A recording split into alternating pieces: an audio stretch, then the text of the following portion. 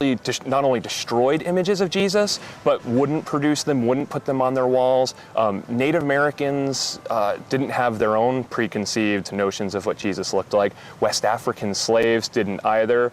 So Jesus was up for grabs. Exactly. Right. And it caused all this chaos, all this spiritual chaos. And some Puritans would write in their diaries about wanting to see Jesus, wishing they could see him. And when they did, they saw this blazing light that they couldn't describe. Or one used the description of a vast spider web, that Jesus was amazing. Behind a spider web. Just Right. beautiful image, but they didn't know. Right, and so we get to the 18th century and it changes. All of a sudden, people do start having visions about Jesus, and color comes into the picture. Yeah, and from a really fascinating direction. It's because some African Americans and some Native Americans start having their own spiritual encounters with this Christ. And we get Native Americans. They had come from non-Christian backgrounds, and the 18th century is a time when many African American, Native American people start becoming Christians, right? Yeah, they become Christians, and so some of the indigenous population say, oh yeah, Jesus came by and he showed me how to find the buffalo or the elk, because they brought Jesus into their religious worldview, which had their sacred forces help with everyday affairs, like finding the hunt. And when you need food, that's a pretty important, sacred thing to do. Right. And then we get to the early 19th century. You mentioned Joseph Smith, and it's really not until the 19th century that Americans start racializing Jesus, start depicting him as either white or black. Tell me a little bit of what I would have seen had I been a church-going Christian in the 19th century. If you were born in 1800, you probably would have grown up with no imagery of Jesus. And then when you raised your children, when you hit 20, 25 and you had kids, you'd have a tract. You'd have a little Bible that you could flip through with them, and there would be there a white Jesus. And you would be teaching your children with this visual imagery, and there started to go images not only in books, but in churches, even in Uncle Tom's Cabin. There are images of Jesus wagging his finger, his white finger, at slaveholders. And it's not too long before images of a black Jesus come along as well. I think most people think about black Jesus as being sort of the product of black power in the 1960s and 70s, but your book situates his emergence much earlier. Yeah, and interestingly enough, the first men and women of color to challenge the white Jesus directly first was a Native American who you've written so well about, William Apes, who's a Pequot Methodist, who says, hold on, Jesus wasn't white, Jesus was colored. And the reason you're whitening him is in part because you don't want your white daughters marrying men like me. And then abolitionists, white abolitionists in the 1850s would say, if Christ is in America, he's in the body of a slave. So even some white individuals were saying maybe Jesus was connected to kind of black suffering. So we see the first visual depictions of a black Jesus come out in the late 19th century in paintings, right? It's fine art first. Yeah. When does the black Jesus become popularized in terms of, tracts, or when do we see black Jesus show up in African American churches? Sometimes it tried to Africanize Jesus. I want to give all the praises and the honor to Yahweh Bahashem, Yahweh Shah Bahashem, Rekha Akwadash, and double honors to the apostles and the top elders of Great Millstone. Shalom also to the up-and-coming elders, the Akim, and the brothers and a few sisters that's following the truth. Okay, I want to touch on this video with this guy here. This guy, I don't know his name, but it's from, it looks like San Diego State University or something like that. Let me see. Yeah, San Diego State University. The title is Jesus. Okay, it says Jesus, Race, and Politics. And oh boy, I just scrolled through it, listening to what, this guy had to say. I don't know if he's Mormon, and even the Book of Mormons, I believe the Book of Nephi or something like that, I think the 5th chapter, says that Jesus was cursed black. So, we are now bringing out the truth. We see the truth. We know the truth. And now that the truth is out, notice he's targeting more on so-called blacks and Native Americans. They secretly, underhandedly do these presentations and these interviews and documentaries really to counter what we say, okay? So a couple things that he said. Well, first he said the Africans or whatever didn't know what Jesus looked like. It wasn't hard to figure out, okay? Everybody knew. You go in Russia, even today in the Soviet Union, various parts of Europe, all the pictures and the images is black anyway. Okay? They always were. They just had to repaint them black after what you call iconoclasm. Okay? This is crazy, you know? She said now his depiction is now up for grabs. That's crazy. No, his depiction is not up for grabs. We're just exposing what his true depiction is. By you saying it's up for grabs meaning it could be whatever you want him to be, according to whatever you think he is. So you grab it and you make him a color. See, it was never an issue until this man painted Jesus as being white, forced this plantation Christianity. That's another thing. You know, there's a difference between Christianity and plantation Christianity, which pushed on us, man. You know, the original Christians was the Israelites. This is what you call plantation Christianity. This is when a white man took Christianity and made it his own. And then he came with that image, okay, of Caesar Borgias, okay? Going back to Serapis. But he came with that image of Caesar Borgias. And he said, since you call me the father of the Roman Catholics, since I'm the father, that's why you call this man your son. Call him the son. Let me say that, not your son. He said, since I'm the father, call this man the son. So he put his son up to be Jesus, which came long before the 19th century. This is crazy, man, you know? But these are the lies, and this is why we have to do videos like this, okay? Job 9:24, the earth is given into the hand of the wicked. Okay, he covereth the faces, which this is talking about now as well. He covereth the faces of the judges thereof. If not, where and who is he? Okay. Okay, when you go back to the time of the Maccabees, the same deal. When they trashed the temple and covered and painted the likenesses of their faces. Don't say paintings is something new. Okay? This is crazy because a lot of people don't know. This also proves when you go to these colleges will teach and tell you anything, man, without you doing proper research. If it wasn't for people like us to tell you the truth, you know, then you wouldn't know.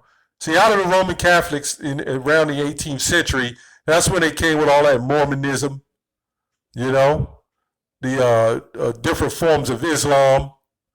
You know, Christianity already established, but they came with their new plantation Christianity. These are all out of Roman Catholic doctrines and religions, man. Okay? Jehovah's Witnesses, that all came back from the time of Joseph Smith. They all claim they saw angels and visions. All you got to do is read and do the research. You know? Said the black natives had spiritual visions of who Christ was. They already knew they didn't need no spiritual vision. You know, the spiritual vision is what you read in the text. Like when we read it now in the book of Revelations, what I'll get to, Lord willing, when you read the text, you'll get a spiritual vision of what he looks like. You can't say for sure. I can't say for sure, but I'll get that spiritual vision just by reading what it says. Okay? But he's trying to make it seem like our people didn't know what Jesus looked like. No, well, it's a plantation Christianity beat it out of us and put the white image of Caesar Borgia in us, in our spirit, man. You know, the white Christianity and white Jesus was pushed on us. You know, he says in the 19th century, America started racializing Jesus. That's a lie. You know, it just was common sense of what he looked like. Also, I believe he said if you were born in the 18th century, you would have no image of Jesus. This is crazy. Okay, this is at the time they had beat our heritage out of us, told us, you know, because we were speaking Hebrew, We knew a lot that we knew. We knew about the image of Yahushua. We was calling on the name. We were singing songs like Sweet Chariot, Coming to Carry Me Home. We knew a lot. It was around this time where the so-called white man got the vision on the left-hand side to take the world through religion. And through religion is what destroyed us, okay? He also goes on to say that Jesus was linked to, one of the scholars said Jesus was linked to black slaves. Well, of course, you would have thought he was linked to black slaves. See, they already know what we're teaching. And what they're doing is they're trying to take it and they're twisting it and they're making their own doctrine out of it to confuse you. They're taking our truth, everything that's being taught and brought out. This is why they're bringing this up. Notice they never did videos like this explaining what Jesus looked like. Why wasn't any of these videos made even on VHS before YouTube came about? Why couldn't you go into Blockbusters and see all these videos on what Jesus actually looked like in documentaries? You know why? Because now there's the Israelites, and I'll say at One West, all Israelites, even the old school Old Testament Israelites, are teaching that the one you call God is black, okay? So-called black, okay? But now all of a sudden the truth is out. They're taking it and putting a twist on it, okay? So of course he was linked. He was from the tribe of Judah, okay? And why do you think they burnt crosses in our backyards? They could have burnt anything else, but a cross?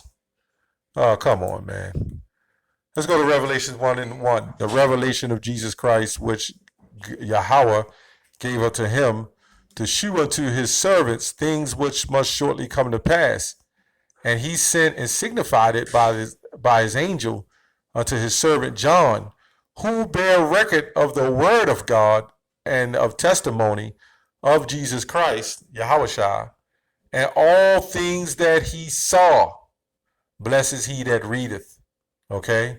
So all things that he saw. So when we read these scriptures, of course, when we read the 14th chapter, 14th verse, it says, his head and his hairs were white like wool. So now we're getting a visual, spiritual depiction, right? Or whatever the hell he's talking about. This is the spiritual depiction that we're getting. Okay, this man had a head. His head and his hairs are white like wool. And then you got some Christians will try to say, because they love keeping white supremacy going, they'll say, well, wait a minute, his whole head was white.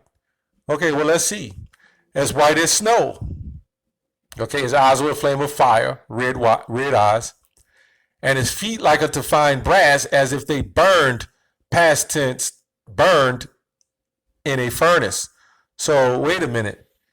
If his head is white and his feet is burnt, that would make him a zebra. And we know the Most High didn't send his son down as a zebra, and he damn sure wouldn't have sent him with a lack of pigmentation. Okay, this is where Joseph Smith, they and all those guys in the Mormons understand that Jesus was so-called black. Okay, but they're saying he was cursed black. Well, I don't understand that, because if that was the case, you wouldn't be able to withstand the sun. Well, that's why they have those vampire movies that you stay in the dark because the sun burns your skin. They know, the elites of this world know who they are, man. They know they're a cursed seed walking the planet. Okay? As feet as fine brass as if they burned in the furnace. Now you could take a white piece of paper, a white sheet, a white anything, and when you set it on fire and put it in the furnace and it burns, when you turn off that furnace, because it's burned, past tense, it's going to be what? Black. So anyway, he says the black images came right about the 19th century. So wait a minute. What was the reason for the Renaissance in the 1400s, or the 13th century, 1400s, when they took all the old images, burned them, and whitewashed them, and put white images up? So in order to put white images up and have a time called iconoclasm, which he recognized, you had to cover something up in order to have an iconoclasm with icon destruction. See, in order for it to be truly authenticated in the right images, there wouldn't be a thing called iconoclasm, icon destruction. That would have never happened. Iconoclasm means you destroyed images. Okay? So what images were destroyed? If everybody was already white, if Jesus was already white, why the hell would you have to paint him white? Just a question. What would be the reason to paint Jesus white if he was already white? Does that make any sense?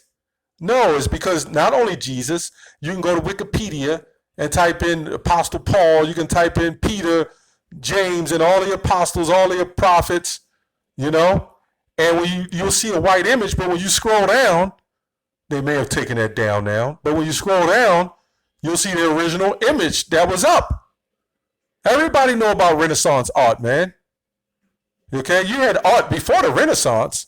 The Renaissance just came in and conquered them and took the real images and destroyed the images and put their images up. Again, in order for it to be called iconoclasm, which means icon or image destruction, something would have had to be destroyed in order for them to paint up new images. Just doesn't make sense. So a lot of history, these people don't know. That's why they call it his story. Okay? It's his story. It ain't the true story. Daniel 10:6. His body, talking about the one you call Jesus. Let's go to 10:5. Let's go to Daniel 10:5. Okay. It says, then I lifted up mine eyes and looked, and behold, a certain man clothed in linen, this was what you would call Jesus, whose loins were girded with fine gold of Uphaz. His body also was like the beryl, and his face was like the appearance of lightning. Okay, and his eyes as lamps of fire. Okay, and his arms, and this is the same thing pretty much John the Revelator seen. Okay, and his arms and his feet like in color of polished brass. Okay, so you can see this is Old English. It's spelled color, C-O-L-O-U-R, color of fine brass. Okay, which just simply means a color. Okay, let's go to brass. Let's see what it says here. Okay, let me see what it says here. Basically, it's just being described as a derivative of brown. Okay, but this is why, like the brass you would see today would be a lighter brown. But when you go into deep original brass, brass was like a darker brown. Okay, like now if you look at an instrument of brass, it would look almost like goldish, like a goldish color. When brass is really, the metal of brass is really like a rich brown color. But now John said it was like a fine brass, as if it had burned. If his feet was like on the fine brass, as if they burned in a furnace. You know, the sun will make you darker. See, the white man doesn't get black. You know, that's another thing that's going on there, saying that Solomon had to be white. What happened though, well, he got black when he was in the sun, or when he got sick. I mean, this is what they're saying, and I've never seen anybody white turn black. I mean, hell, they could even try to say like a dark red, but damn, if you don't have melanin, you just don't have none. There's nothing that can happen that'll make you turn black unless somebody put you in a furnace and burn you black. Okay. And we know that the one you call Jesus would have had already been originally burnt black, so to speak. Well, he had a color of burnt as he burned in the furnace, a dark black complexion, dark brown complexion. That's all I have on that. Shalom.